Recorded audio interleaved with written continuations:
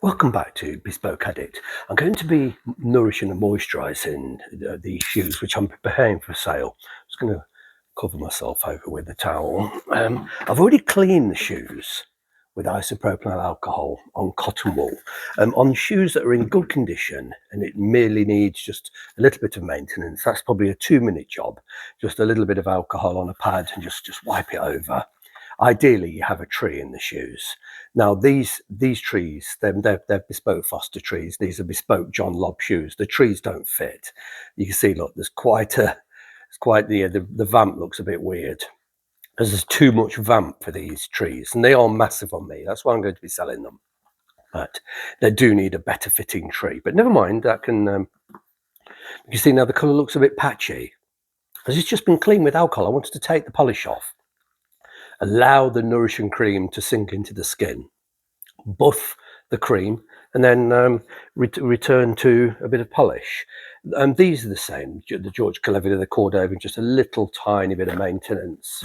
These Foster and Son, once again, strip them back with alcohol. They look very dusty and sad, but I'll revive them with the black cream, which will really sink in and nourish the skin, drag pigment down. It will bring the colour back, and then I'll use polish on top of that to sort of give it the proper shine. But let's just get one of these gloves on. The cream's a little on the messy side, potentially. There we go. Just an old cloth and a cream, which is a pretty good match. It's rather dry as it happens, but never mind. I'll just about manage. That's the thing. I use a lot of these creams, and they do dry up, but that should still be, still serviceable. And let's do this one, because this one it's lost a bit more colour. But this is routine, this is all this shoe will need. It's in good condition. I just wanted to refresh it and revive it. And let's do a bit on the toe cap as well. There we go. Just refresh that colour. As I always say, when I polish and clean and nourish shoes on camera, the cream does tend to block. It tends to block the holes, the broke holes, and if it blocks them, well, it hasn't there because I've not applied enough cream, but quite often it does. So you just have to take a soft brush, and that's covered in dust. It's just leather dust. Blow that off. And then you just sort of stab away, or you could use a little toothbrush, but you can't allow it to build up and then dry. And we've also got some built up into the edges of the stitching here, and that will dry sticky and it will stay like that. So whilst it's soft, just poke it in. But I didn't realise quite how nearly empty this pot is, but there's definitely enough to do this pair. And just rub the whole skin. Really sort of work it into the skin. Anywhere it starts to clog like that, poke it away. The welt too, here. Just don't allow it to clog up. But it's a very repetitive process. I won't do the whole thing on camera. And after a few hours, when it's completely dried, we'll use a dry, soft brush and buff this up to a reasonable sheen. So I'll just be dry buffing the cream, get a decent sheen, and then I will apply the polish. And I'll use a neutral polish on these. I'm also going to treat the soles. Let's have a look. There we go. It's only skin, and it does dry out, but it goes on looking quite dark because it dampens the skin very slightly. It does go on looking dark, but when it dries, it will come up the colour that's on the cloth. On these things, they've got the John Lobb stamp on the heel as well, which is never worn away. But it takes about 10 minutes to go through and really sort of rub it into the skins, rub it into the sole, make sure it's well and truly absorbed. You don't just sort of paint it on thick and expect it to soak in. It generally doesn't. It leaves behind like a treacly, sticky mess. But I'm going to do the complete sole.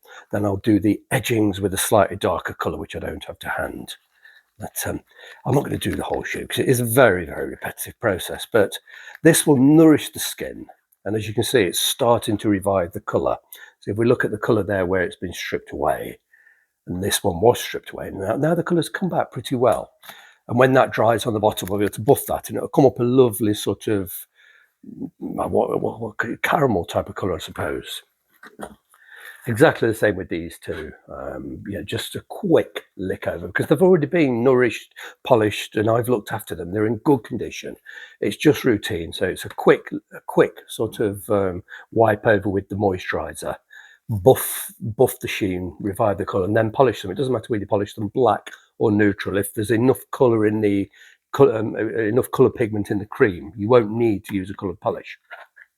Now these pair are an altogether different matter. This is how I bought them, this ghastly sort of colour, which is, I believe it's one of those horrible sort of bottles with a pen, like a sponge, and you wipe on like a liquid type of polish. It goes on wet and dries. Truly vile. I'm taking that off. This looks very sad. That's had about 30 minutes of work with the alcohol on the pads, and you just keep going and going, change the pad, go back for that alcohol, keep going and going, change the pad, going, just like removing nail varnish off ladies' fingers.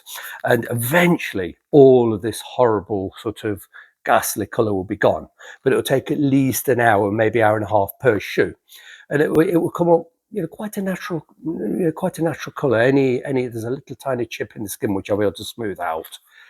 It's just going to take time, and the skins will become very, very brittle.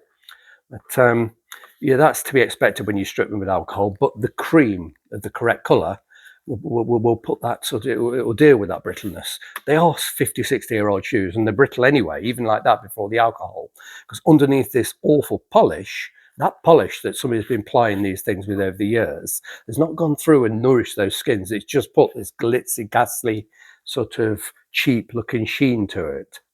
You couldn't call that a shine. It's ghastly, but it comes off. No harm done. And then I'm going to sort of choose a colour I really like. Just lean over here. I'm hoping to achieve something like these George Cleverly. Now, that looks a little bit far-fetched when I say I'm going to make this look like that. That does look a little far-fetched, but I think you'll agree if I show you the other one that's half stripped, that I've got some chance of getting them, more than a chance. I know that we can get them looking like this, but that's a natural patina that's happened over age, and this has sort of had its natural patina sort of constantly violated, let's say, with this foul cream. But we can bring it back, and I'm not going to have the one solid colour. I'm going to sort of strip them the best I can and leave fragments and shadows behind of the original colour, and then I'll feed in a new colour, but they'll be a bit lighter. So the very light areas will have a bit of colour, but they won't go as dark, and we'll get the overall sort of mottled effect like this. So it's a long process. It's going to take 2 to 3 hours just to get the alcohol off, and then it will take perhaps 2 weeks of feeding the skins, feeding them, putting the cream on, buffing it, drying it, apply more cream, wait for it to dry, buff it, apply more cream, and eventually the skins will be saturated. They'll stop absorbing it, and once they've stopped absorbing it, we know that they're saturated, but that will take a couple of weeks. These take seconds because they're already done. Once they're nourished and moisturised, if you sort of maintain them periodically, but I don't know, perhaps once a year, just give them a quick lick over, just like I've just done a few minutes ago. It was this shoe. It needs no more than that. Once they're nourished, all of these, even though they look a bit dusty and scratched or whatever, they're all in very good condition. They only need routine. This pair need extensive restoration.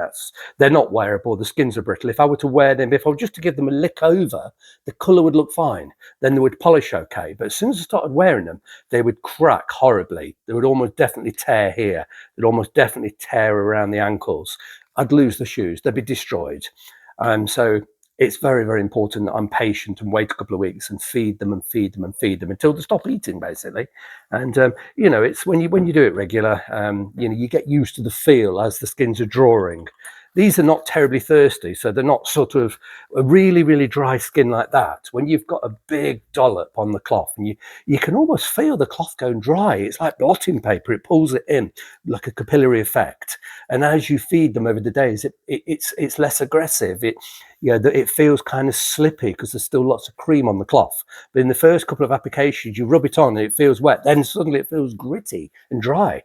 And it's just in seconds it's pulled all the cream. They're so thirsty. But that definitely won't be the case with any of these. They'll have to be forced to accept a bit because they don't really need it, to be truthful with you. But I want to prepare them perfectly for sale, present them the best I can. But this pair, they're not being sold. And the George Cleverley, they're not being sold. I'm keeping those jealously for myself, but I'm going to part with the others. Very sorry to see these go because I do love them. They're truly, truly fantastic in spectacular condition. But they're just, even with large trees in, which are the trees themselves, those trees are too big for me. You can see there's room on the vamp here.